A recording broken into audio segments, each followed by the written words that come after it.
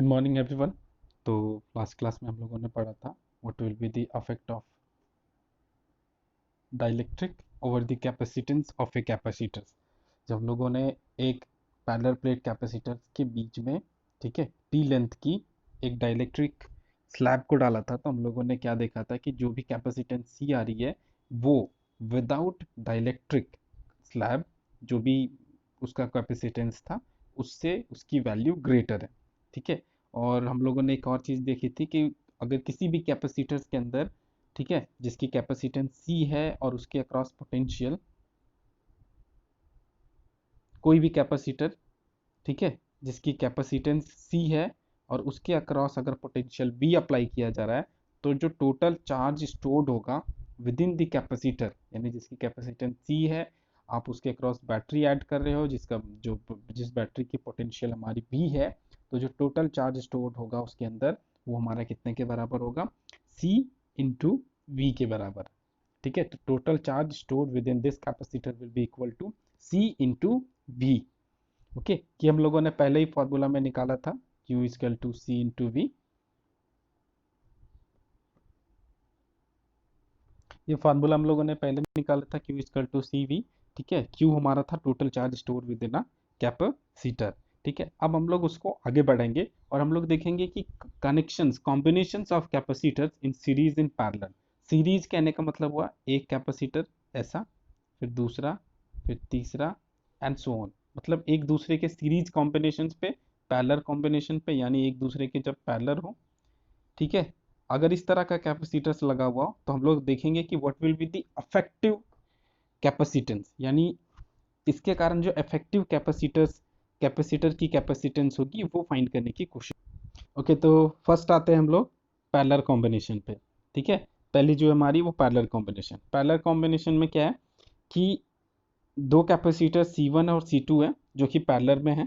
ठीक है। उसके अक्रॉस जो पोटेंशियल अप्लाई की जा रही है वो पोटेंशियल हमारा, ठीक है, कितना है? V। ठीक है। तो उस सिचुएशन में क्या होगा कि इनकी कैपेसिटेंस अलग अलग है, तो उस सिचुएशन पे जो चार्जेस स्टोर्ड होंगे वो दोनों के अक्रॉस अलग अलग होंगे। ठीक है। पर आप पोटेंशियल के बारे में एक प्रॉपर्टी जानते होगे कि अगर आप यहाँ पे पोटेंशियल V अप्लाई कर रहे हो, यहाँ पे पोटेंशियल आप V अप्लाई कर रहे हो और यहाँ पे पैरेलल में कुछ भी लगा हुआ है, ठीक है, पैरेलल में यहाँ कुछ भी लगा हुआ है, यहाँ पे भी पैरेलल में कुछ लगा हुआ है, यहाँ पे भी पैरेलल में कुछ लगा हुआ है, तो सारे के क्रॉस, यहाँ के क्रॉस यहाँ और यहाँ, सारे डिवाइसेस जो पैरेलल में होंगे सारे के क्रॉस पोटेंशियल हमारी कितनी होगी? वी ही होगी। जब पैरेलल कॉम्बिनेशन होता है, पैरेलल कनेक्शन किया होता है। घर में भी हम लोग कौन सा कनेक्शन यूज कर रहे हैं? पैरेलल कनेक्शन यूज करते हैं ना। होता क्या है कि ये वायर होता है, ठीक है, एक पॉजिटिव एक नेगेटिव वायर होता है। ठीक है। इसमें से और इसमें से ये कनेक्शन लेकर के आप अपने घर का कोई भी डिवाइस चलाते हो, तो पैरेलल कॉम्बिनेशन यूज करते हो। इससे क्या होता है कि जो पोटेंशियल यहाँ पे है वही पोटेंशियल यहाँ पे भी होगा और इससे आपका डिवाइस को मैक्सिमम एनर्जी प्रोवाइड होता है। ओके। तो बेसिकली है क्या कि आप पोटेंशियल यहाँ पे वी अप्लाई कर रहे हो तो पोटेंशियल यहाँ पे भी वी होगा, यहाँ पे भी वी होगा। ठीक है। यहाँ पे या फर्स्ट फर्स्ट कैपेसिटर्स के लिए, ठीक है, सी वन कैपेसिटर के लिए क्यू हमारा कितना हो जाएगा? Q one will be equal to C1V। ठीक है। और Q2 will be equal to C2V। ये फार्मूला बाय फार्मूला यूज कर रहे हैं। ठीक है। दोनों के अक्रॉस पोटेंशियल सेम है। अब अगर आपसे पूछा जाए what will be the total charge, ठीक है, आपसे पूछा जाए टोटल चार्ज कितना स्टोर हो रहा है इस पूरे कॉम्बिनेशन में, तो आप बोलोगे कि Q1 प्लस Q2 के बराबर होगी। तो Q1 प्लस Q2 करोगे, Q1 प्लस Q2 करोगे, Q1 प्लस Q2 कहने का मतलब हो गया, ठीक है, Q1 प्लस Q2 मतलब C1V plus C2V, which will be equal to V C1 plus C2। ये किसके बराबर है? Q के बराबर है ना। अब आपसे ये हमारा क्यों है? Total charge store within this combination. अगर ये कॉम्बिनेशन को एक पर्टिकुलर कैपेसिटर मान रहे हो, ठीक है, एक पर्टिकुलर कैपेसिटर मान रहे हो, तो ये हमारा कितने के बराबर हो जाएगा? क्यू बाई, सॉरी, ये ये टोटल चार्ज हमारा कितने के बराबर हो जाएगा? वी बाय, एक सेकेंड, ये हो जाएगा हमारा सी इंटू वी क्या है, ये इफेक्टिव टोटल, जो टोटल हमारा चार्ज स्टोर्ड है विद इन दिस कॉम्बिनेशन, उसके बारे में बात कर रहे हैं। ये सी हमारा टोटल कैपेसिटेंस है, वी हमारा अप्लाइड पोटेंशियल है, ये हमारा V C one plus C two के बराबर होगा, सी टू के बराबर होगा। ये वी से ये वी कट जाएगा और हम लोगों को क्या मिलेगा, हम लोगों को मिलेगी कि जो इफेक्टिव रेजिस्टेंस है, ठीक है, जो इफेक्टिव रेजिस्टेंस है, कैपेसिटेंस है, जो इफेक्टिव कैपेसिटेंस है वो कितने के बराबर है, सी वन प्लस सी टू के बराबर है। यानी जब आप दो कैपेसिटर्स को पैरेलल कॉम्बिनेशन पे लगाते हो, ठीक है, जब दो कैपेसिटर्स को पैरेलल कॉम्बिनेशन पे लगाते हो तो वहां पे आप क्या देखोगे कि जो इफेक्टिव कैपेसिटेंस होगी, ये जो सी है, यहाँ पे जो सी है वो इफेक्टिव कैपेसिटेंस है, वो कितने के बराबर होगा, इंडिविजुअल कैपेसिटर्स के कैपेसिटेंस के सम के बराबर होगा, डायरेक्टली सम के बराबर होगा। ठीक है, आप सीधा सीधा सारे के कैपेसिटेंस के सीधा सीधा सारे कैपेसिटर्स के कैपेसिटेंस को ऐड करते चले जाइए, जो भी कैपेसिटेंस आएगा वो इफेक्टिव कैपेसिटेंस होगी। ठीक है, जब आप कैपेसिटर्स को कैसे कॉम्बिनेशन पे लगा रहे हो, जब आप कैपेसिटर्स को, ठीक है, पैरेलल कॉम्बिनेशन पे लगा रहे हो, तब जो इफेक्टिव कैपेसिटेंस होगा वो सारे के सिंपली सम के बराबर होगा। ओके, तो जो यहाँ पे हम लोगों ने नोट डाउन करने वाली चीज थी वो ये थी कि जब, ठीक है, दो कैपेसिटर्स थे, इसके अक्रॉस हम लोगों ने पोटेंशियल V अप्लाई किया था, ठीक है, तो क्या देखा कि यहाँ पे भी पोटेंशियल V अप्लाई हो रहा है, यहाँ पे भी पोटेंशियल V ही अप्लाई हो रहा है। इसकी कैपेसिटेंस C1 थी, इसकी कैपेसिटेंस C2 थी। इसने कुछ चार्ज Q1 स्टोर किया, इसने कुछ चार्ज Q2 स्टोर किया। हम लोगों ने ये इस C इक्वल टू QV वाला फार्मूला यूज किया और इफेक्टिव कैपेसिटेंस निकाला इस होल सिस्टम का। और हम लोगों ने क्या देखा कि इफेक्टिव कैपेसिटेंस हमारा कितने के बराबर आ रहा है, तो नॉर्मली दोनों के कैपेसिटेंस के सम के बराबर है। अब हमारा नेक्स्ट जो है, ठीक है, वो है हमारा सीरीज कॉम्बिनेशन। सीरीज कॉम्बिनेशन में क्या है कि एक कैपेसिटर ऐसे लगा हुआ है, दूसरा कैपेसिटर ऐसे है, और इसके अक्रॉस पोटेंशियल V अप्लाई किया हुआ है। लेट इसकी कैपेसिटेंस C1 है, इसकी कैपेसिटेंस C2 है। तो जब पैरेलल थी तो पोटेंशियल सेम था, पर जब सीरीज है तो यहाँ पे कुछ पोटेंशियल V1 ड्रॉप कर जाएगा, यहाँ पे कुछ कुछ पोटेंशियल V2 ड्रॉप कर जाएगा। पर दोनों के दोनों एक ही कनेक्शन पे हैं, सीरीज कनेक्शन पे हैं, तो दोनों को जो चार्जेस प्रोवाइड होंगे वो सेम होगा। यानी कि यहाँ पे भी चार्ज Q प्रोवाइड होगा और यहाँ पे भी चार्ज Q ही प्रोवाइड होगा। क्यों? क्योंकि दोनों दोनों एक ही रास्ते पे हैं। तो जितना चार्ज यहाँ पे होगा, जितना चार्ज यहाँ पे होगा, पोटेंशियल दोनों के अलॉन्ग अलग अलग अलग होगा। ठीक है, फिर से हम लोग क्या करेंगे कि हम लोग चार्जेस इस बार क्या करेंगे, हम लोग V1 निकालेंगे। ठीक है, तो Q इजकल टू CV था और V equal to Q by C, यही हो जाएगा ना। Q इजकल टू CV था तो V equal to Q by C। यहाँ पे V का पोटेंशियल का वैल्यू अलग अलग है, तो अलग अलग है तो हम लोग क्या निकालेंगे, अलग अलग है, ठीक है, इसकी C1 है, C2 है, V है, ठीक है, इसके अक्रॉस पोटेंशियल ड्रॉप V1 है, इसके अक्रॉस पोटेंशियल, इसके अक्रॉस भी Q है, इसके अक्रॉस भी Q है। तो हमारा V1 will be equal to Q by C1 और V2 will be equal to Q by C2, ये हो जाएगा ना। ठीक है, क्योंकि हमारा Q इजकल टू CV था तो V equal to Q by C हो गया। तो यहाँ के इस C1 के लिए जब हम लोग निकालेंगे तो Q बाई C1 हो जाएगा, इस कैपेसिटर के लिए निकालेंगे तो Q बाई C2 हो जाएगा। तो आपसे पूछा जाए कि टोटल पोटेंशियल कितना है, तो टोटल पोटेंशियल हमारा कितने के बराबर है, V के बराबर है ना।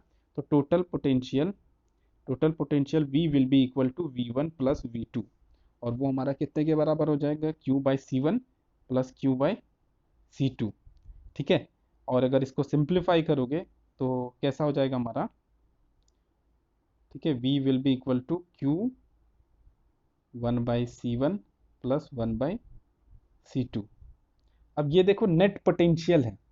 ठीक है, तो अगर आपसे इस पूरे इस दोनों कैपेसिटर्स को अलग अलग कैपेसिटर ना मान के एक सिंगल कैपेसिटर मानोगे और उसका जो कैपेसिटेंस है उसको अगर C इफेक्टिव मान रहे हो, तो V will be equal to Q by C effective, ठीक है, which will be equal to Q, और जो ब्रैकेट में टर्म है यहाँ से ये Q से Q कट जाएगा, और इससे हम लोगों को क्या मिलेगा, इससे हम लोगों को मिलेगा कि जो नेट इफेक्टिव कैपेसिटेंस है वो सिंपली कितने के बराबर है, तो 1/C1 प्लस 1/C2, ये 1/C है। Net effective capacitance will be equal to 1/C1 plus 1/C2। Okay, तो यहाँ पे ध्यान देने वाली चीज क्या थी कि जब दो कैपेसिटर्स सीरीज में थे तो दोनों के अक्रॉस जो चार्ज स्टोर्ड हुआ था वो सेम चार्जेस स्टोर हुए थे, पर दोनों के अक्रॉस पोटेंशियल अलग अलग थे। ठीक है, दोनों के अक्रॉस पोटेंशियल अलग अलग थे, पर जब दो कैपेसिटर्स पैरेलल कॉम्बिनेशन पे थे तो उनके अक्रॉस पोटेंशियल सेम थे। ये बहुत इंपॉर्टेंट चीज है, ये याद रखना। ठीक है, और हम लोगों ने इसी दो एडवांटेज को इसी दो प्रॉपर्टीज को यूज करके हम लोगों ने इफेक्टिव कैपेसिटेंस निकाला। कौन कौन से केसेस में, तो एक बार हम लोगों ने निकाला सीरीज के केस में, सीरीज के पैरेलल के केस में। ठीक है, एक बार पैरेलल के केस में निकाला तो हमारा इफेक्टिव कैपेसिटेंस सिंपली सम था, C1 plus C2 plus C3 and so on हो गया। ठीक है, और वही जब हम लोगों ने सीरीज के लिए निकाला, ठीक है, सीरीज के लिए निकाला तो वो हमारा 1/C will be equal to 1/C1 plus C2। ठीक है, 1 प्लस एंड सो ऑन करके चलता चला गया। ठीक है, और फाइनली अगर हम लोग मोर देन वन कैपेसिटर्स अगर सीरीज में होगा तो इफेक्टिव कैपेसिटेंस हम लोग कुछ ऐसे निकालेंगे। उसको एक प्रॉब्लम करके देखते हैं तो ज़्यादा समझ में आएगा। ठीक है, तो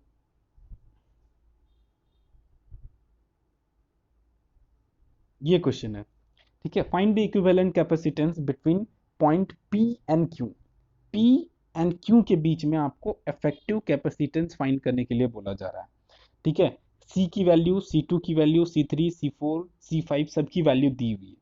ठीक है, C1 की वैल्यू हमारे 2 माइक्रो फराड है, C2 की पहले ही बोला था कि फराड की वैल्यू, एक फराड जो कैपेसिटेंस होता है वो काफ़ी बड़ी वैल्यू होती है, तो मैंने बोला ही था कि जब भी इसकी वैल्यू ली जाएगी तो माइक्रो फराड के टर्म में ली जाएगी। तो यहाँ पे C1 C2 की वैल्यू 4 माइक्रो फराड है, C4 की वैल्यू 8 माइक्रो फराड है, C3 की वैल्यू 8 माइक्रो फराड है, C4 की 10 माइक्रो फराड है, C5 की 12 माइक्रो फराड है। ठीक है, तो हम लोग पहले क्या करेंगे कि एक एक छोटे छोटे स्टेप्स में निकालेंगे। देखो ये दोनों C1 और C2 कैसे कॉम्बिनेशन में है, सीरीज कॉम्बिनेशन में है ना, एक दूसरे के सीरीज में है। तो अगर इनका इफेक्टिव कैपेसिटेंस आपको पूछा जाए, ठीक है, उसको चलो C डैश से अगर रिप्रेजेंट करें तो इफेक्टिव कैपेसिटेंस कितने के बराबर हो जाएगा, 1/C1 प्लस 1/C2, ये हो जाएगा ना। ठीक है, अब इसको आप सिंप्लीफाई कर लो। 1/C1 की वैल्यू आपकी कितनी है, 2, और C2 की वैल्यू कितनी है, 4। आप इसको सिंप्लीफाई करो। अब जब सिंप्लीफाई करोगे तो आपको वैल्यू कितनी मिलेगी C डैश की, 4/3 माइक्रो फराड। अब सिमिलरली इन दोनों को देखो, C3 और C4, ये दोनों भी सीरीज कॉम्बिनेशन पे है ना, सीरीज कॉम्बिनेशन पे, तो ये दोनों भी सीरीज कॉम्बिनेशन पे हैं। C3 की वैल्यू आपकी 8 माइक्रो फराड है, C4 की वैल्यू आपकी 10 माइक्रो फराड है। आप इसको सिंप्लीफाई करो, देखो ये आ जाएगा आपका 40/9 माइक्रो फराड। ओके, ठीक है ना। अब देखो, अब ये कुछ ठीक है, अब ये जो हमारा नेटवर्क है, ऐसा नेटवर्क ना रह करके हमारा नेटवर्क कैसा हो गया, ठीक है, अब नेटवर्क हमारा कैसा हो गया, यहाँ पे एक कैपेसिटर है, यहाँ पे एक कैपेसिटर है, यहाँ पे एक कैपेसिटर है, और इस कैपेसिटर की कैपेसिटेंस कितनी है, 4/3, इसकी कितनी है, 40/9। पर ये दोनों एक दूसरे के कैसे कनेक्शन पे हैं, पैरेलल कनेक्शन पे है ना, तो नेट इफेक्टिव कैपेसिटेंस इन दोनों के बारे में पूछा जाए, जिसको सपोज C डबल डैश से रिप्रेजेंट कर रहे हैं, ठीक है, तो वो कितने के बराबर हो जाएगा, C dash plus C double dash. आप दोनों को सम करो। ठीक है, अब जब सम करोगे कुछ एक वैल्यू आएगी, वैल्यू आ गई ना, तो ये दोनों सीरीज कॉम्बिनेशन पैरेलल कॉम्बिनेशन में थे, इसलिए आपने इसको सम किया। अब जब आप C डबल ट्रिपल डैश निकालोगे तो C dash plus C double dash के सम के बराबर सिंपली हो जाएगा। आप इसको, अब आपका फर्दर नेटवर्क कैसा हो जाएगा, यहाँ पे एक नेटवर्क, यहाँ पे एक कैपेसिटर होगा, और यहाँ पे एक कैपेसिटर C5 होगा जो पहले से साइड में बाहर था, और ये आपका C ट्रिपल डैश हो गया ना। ठीक है, तो अब आपसे पूछा जाए कि अब आप निकल सकते हो नेट इफेक्टिव कैपेसिटेंस और पूरा का पूरा इस कंप्लीट नेटवर्क का जो नेट इफेक्टिव कैपेसिटेंस होगा वो कितना होगा। तो ये दोनों सीरीज कॉम्बिनेशन पे है तो C triple dash plus 1/C5। ठीक है, आप इसको सिंप्लीफाई करो, आपको पता चल जाएगा कि इस नेटवर्क के लिए जो नेट इफेक्टिव कैपेसिटेंस है वो हमारा कितना होगा। ओके, होप आज की क्लास समझ में आई होगी। अगर कोई डाउट हो तो डाउट सेशन में पूछ लीजिएगा।